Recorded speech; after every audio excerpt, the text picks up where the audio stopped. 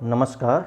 आज का जो हमारा टॉपिक है वो है प्रायद्वीपीय और गैर प्रायद्वीपीय भारत के उच्चावच के संदर्भ में extra peninsular and peninsular India relief feature. सबसे पहले हम समझते हैं कि रिलीफ होता क्या है। तो ज्योग्राफी में रिलीफ को डिफाइन किया जाता है कि highest and lowest elevation point in an area. अगर साधारण शब्दों में हम कहें तो किसी भी क्षेत्र में मैक्सिमम ऊंचा स्थान कौन है या निम्नतम ऊंचा स्थान कौन है। जैसे हम देखते हैं कि माउंटेन जो है या रिज जो है वो हाईएस्ट एलिवेशन पॉइंट में आता है, जबकि वैली या अदर जो प्लेस है वो लो एलिवेशन पॉइंट में आता है। तो उच्चावच का मतलब यही है कि कहाँ ऊंचा है कहाँ नीचा है, सिंपल संदर्भ में हम समझ सकते हैं। स्थलाकृतिक विशेषताओं को अगर हम आधार माने तो अधिकतर भूगोलवेत्ताओं द्वारा भारत को 4 स्थलाकृतिक प्रदेशों में वर्गीकृत किया गया है। पहला जो है वो है उत्तर पर्वत श्रृंखला या नॉर्दर्न माउंटेन जिसको कहा जाता है। इसको हम लोग गैर प्रायद्वीपीय रीजन कहते हैं, जैसे लास्ट स्लाइड में भी हमने इस पर चर्चा की थी। फिर मिडिल प्लेन है, मध्यवर्ती मैदान है। तीसरा है सदर्न प्लेट्यू या दक्षिण भारत का पठार जिसको पेनिनसुलर रीजन कहा जाता है, प्रायद्वीपीय प्रदेश कहा जाता है। और चौथा है कोस्टल प्लेन एंड आइलैंड, तटीय मैदान और द्वीप समूह।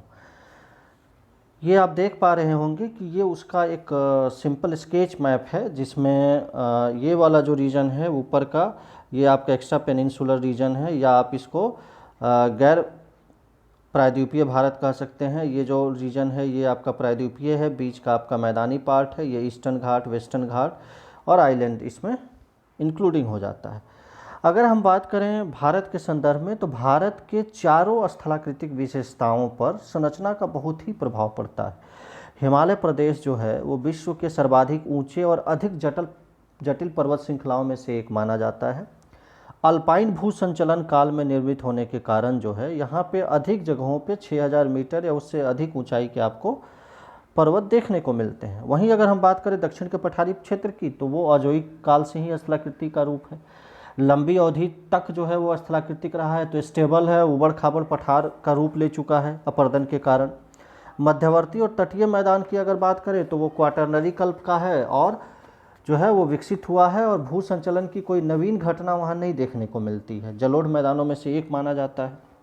उसी का एक प्रोफाइल पिक्चर है जो आपको बताता है कि अगर हम इसको सी माने तो कैसे ये तटीय क्वाटरनरी निक्षेप है। फिर ये पूरा का पूरा दक्षिणी पठार है जो कि अजोइक काल के दृढ़ भूखंडों में से एक है और स्थिर है, स्टेबल है, धीरे धीरे इसका इरोजन हो रहा है। ये सबसे नवीन संरचना है, ग्रेनिटिक आधार पे बना हुआ है, क्वाटरनरी कल्प का है, जो है निक्षेप का कार्य से बना है। और ये अल्पाइन क्रम में हिमालय का निर्माण हुआ है जिसमें महान हिमालय है, लघु हिमालय है, महान हिमालय है, लघु हिमालय है और शिवालिक वाला पार्ट, ये तीनों आपका कवर होता है इसमें। तो कहने का मतलब ये है कि अगर हम बात करें स्थलाकृतिक संरचना की तो उसका रिलीफ फीचर पे डायरेक्टली प्रभाव हमको यहाँ पे देखने को मिलता है। अब हम बात करते हैं गैर प्रायद्वीपीय माउंटेन की रीजन की, नॉर्दर्न माउंटेन में जिसको हम लोग कह सकते हैं। तो उत्तर पर्वतीय प्रदेश को अगर हम समझे, जैसा कि मैप में आप देख पा रहे होंगे कि भौगोलिक फैलाव इसका लगभग 5 लाख वर्ग किलोमीटर भूमि पे है। अरुणाचल प्रदेश में इसकी चौड़ाई जो है कम है, जम्मू कश्मीर वगैरह में इसकी चौड़ाई ज़्यादा है। यह कई श्रृंखलाओं का प्रदेश है। अगर हम बात करें तो काराकोरम, ट्रांस हिमालय है, लद्दाख श्रृंखला है, फिर हिमालय श्रृंखला और पूर्वांचल की श्रृंखला है। काराकोरम तथा ट्रांस हिमालय श्रृंखला की बात करें तो यह मुख्य हिमालय श्रृंखला के उत्तर तथा उत्तर पश्चिम में जम्मू कश्मीर राज्य में स्थित है। इसके बीच में लद्दाख का पठार भी स्थित है। दोनों ही पहाड़ों की औसत ऊंचाई 6000 मीटर है और इनके शिखर सदैव हिमाच्छादित रहते हैं। काराकोरम में अवस्थित K2 जो है भारत की सबसे ऊंची शिखर भी गॉडविन ऑस्टिन मानी जाती है। दूसरी तरफ हिमालय श्रृंखला का भौगोलिक फैलाव जो है सिंधु नदी घाटी से लेकर ब्रह्मपुत्र घाटी के बीच में है। यह श्रृंखला लगभग 2600 किलोमीटर लंबी है। आप यहाँ पे देख पा रहे होंगे मैप में भी काराकोरम है, पीर पंजाल है, लद्दाख है, जास्कर है, बृहत हिमालय है, मध्य हिमालय बीच में है, नीचे में शिवालिक है। तो इसका जो 2600 किलोमीटर फैला हुआ है हिमालय श्रृंखला, और यह मध्य में भारत की मुख्य भूमि की तरफ मुड़ी हुई एक ऐसी श्रृंखला है जिसका दक्षिणी ढाल तुलनात्मक दृष्टि से ज़्यादा तीव्र है। 3 समानांतर श्रृंखलाएं यहाँ देखने को मिलती है, जैसे मैंने अभी आपको मैप में भी बताया, बृहत हिमालय, मध्य हिमालय और शिवालिक की बात अगर हम करें।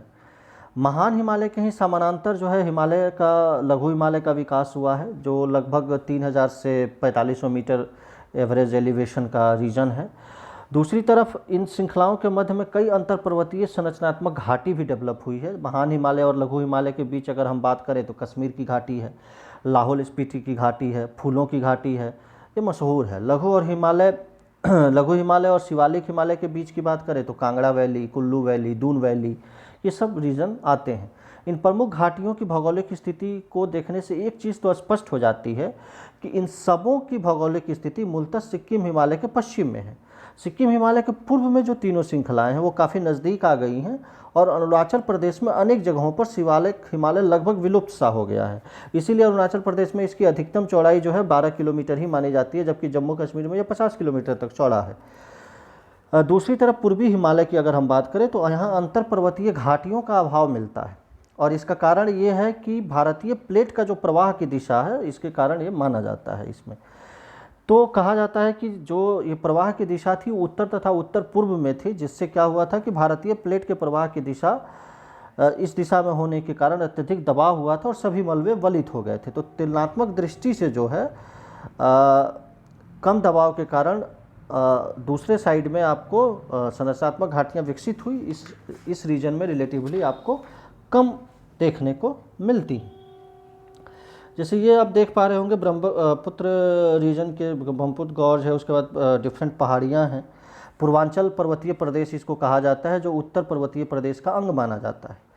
चूँकि ये सीमांतकारी अवस्थिति के कारण इस प्रदेश में भी वलन का काफ़ी प्रभाव देखने को मिलता है। ब्रह्मपुत्र गॉर्ज के पूर्व या दक्षिण पूर्व की अगर हम बात करें तो असम घाटी के दक्षिण में स्थित है, और कई सारे पर्वत श्रृंखलाएँ हैं जिसमें पटकाई बूम है, नागा पहाड़ी है, मिकिर की पहाड़ी है, सर्वोच्च शिखर यहाँ की सारामती है, जो आप दिए गए मानचित्र में देख सकते हैं। तो ये वाला जो रीजन अगर हम बात करें, यहाँ पे इस रीजन की बात करें तो ये एक तरह से पेनिनसुलर इंडिया का ही पार्ट आता है। इसके अलावे जो उत्तरी पर्वतीय श्रृंखला, चाहे हम इस रीजन की बात करें या इस रीजन की बात करें, तो ये कई सारे दर्रे यहाँ विकसित हुए हैं। प्रथम वर्ग में वे दर्रे हैं जो एंटीसीडेंट रिवर या पूर्वगामी रिवरों द्वारा बनाए गए हैं, जैसे ब्रह्मपुत्र में सिपकिला, जोजिला, सिंधु नदी के दर्रे में लिपू लेक वगैरह का नाम आता है। अगर दूसरे वर्ग में हम बात करें तो वे दर्रे आएंगे जो पूर्वगामी तो नहीं हैं, लेकिन नदी अपर्दन के कारण निम्न ऊंचाई के क्षेत्र होने के कारण दर्रों का काम करते हैं, जैसे बनिहाल दर्रा हो गया, और पूर्वोत्तर भारत के अधिकतर दर्रे इसी टाइप में है। तीसरे वर्ग में वे दर्रे हैं जो कॉल के नाम से जाने जाते हैं, जो हिमानी अपर्दन के परिणाम माने जाते हैं, जैसे माना, नीति, इस तरह के इसके उदाहरण हैं। तो कहने का मतलब ये है कि अगर हम रिलीफ फीचर की बात करें एक्स्ट्रा पेनिनसुलर इंडिया की, या हम बात करें गैर प्रायद्वीपीय भारत की, जिसको हम हिमालय श्रृंखला के नाम से भी जानते हैं, तो यहाँ पे ना सिर्फ ऊंची ऊंची पर्वत चोटियाँ आपको काराकोरम, ट्रांस हिमालय या लद्दाख हिमालय और पूर्वांचल के हिमालय में देखने को मिलती है, बल्कि कई सारी घाटियाँ भी देखने को मिलती हैं इनके बीच में, और साथ ही साथ दर्रों का भी विकास हुआ है। अगर हम दूसरे पार्ट में चलते हैं, जिसको हम सदर्न प्लेट्यू की बात करते हैं या पेनिनसुलर इंडिया की बात करते हैं, तो जैसा कि प्रारंभ में भी कहा गया था कि यह जो है काफ़ी पुराने संरचना से बने हुए क्षेत्र हैं, जिसके कारण से यहाँ पे अपर्दन अधिक हुआ है और विविध काल में भू संचलन का प्रभाव भी पड़ा है, जिसके कारण से यह स्थलाकृति उबड़ खाबड़ हो गई है। अपर्दन की क्रिया की अगर बात करें तो प्रारंभिक प्रौढ़ावस्था में अनेक नदियाँ यहाँ पे आपको देखने को मिलती हैं। लंबे समय के कारण जो है यहाँ पे वलन, भ्रंश, ज्वालामुखी क्रिया, एक दिग्नत ढाल आदि के कारण पठारों की उच्चावच में विविधता भी देखने को आपको मिलती है। जैसे अरावली पर्वत है यहाँ पे, जो विश्व के प्राचीनतम वलित पर्वतों में से एक है, लेकिन इसके अपर्दन के कारण मूलतः यह पठार का रूप ले चुका है। सर्वोच्च शिखर इसका माउंट आबू है, जो कि मात्र 1727 गुरु शिखर है, जो कि 1727 मीटर के आसपास ऊंचा है। दूसरी तरफ विंध्याचल की पहाड़ी को अगर ले ले तो वो भी लगभग पठार का रूप ले चुका है। सतपुरा की पहाड़ी है, जो कि एक ब्लॉक पर्वत है। अमरकंटक का पहाड़ है। तो ये सारे जो है, महादेव है, मैकाल पर्वत श्रेणियाँ हैं सतपुरा के पूर्वी अग्रभाग में। तो ये एक तरह से हम कह सकते हैं कि ये सारे जो है काफ़ी पुराने पर्वत हैं। दूसरी तरफ राजमहल की पहाड़ियाँ हैं, छोटा नागपुर का पठार है, पारसनाथ की पहाड़ियाँ हैं छोटा नागपुर के अंदर, अजंता एलोरा की पहाड़ी है, पूर्वी घाट पर्वत है। तो इन सब पार्टों का निर्माण जो है, इन सब पठारों का निर्माण काफ़ी प्राचीन काल से हुआ है और ऊंचाई में विभिन्नता मिलती है, अधिक ऊंचाई यहाँ नहीं मिलती है। यहाँ बहुत सारे, यहाँ भी दर्रों का निर्माण हुआ है, जिसमें नासिक से मुंबई को जोड़ने वाली थाल घाट है, भोर घाट है कालसुबाई के पास, फिर नीचे में पाल घाट और सेनकोट है। तो ये सब दर्रों का विकास भी यहाँ पे देखने को मिलता है। अगर हम सिंपल वे में बांट दें पूरे सदर्न प्लेट्यू को, तो हम कह सकते हैं कि दक्षिण का पठार उच्चावच दृष्टि से उसको 4 पार्ट में हम बांट सकते हैं। एक तो दक्कन का पठार हो जाएगा, जिसमें दक्कन का लावा पठार जो कि लगभग 300 से 900 मीटर ऊंचा है महाराष्ट्र में। आंध्र का पठार है जो आर्कियन चट्टानों से निर्मित है।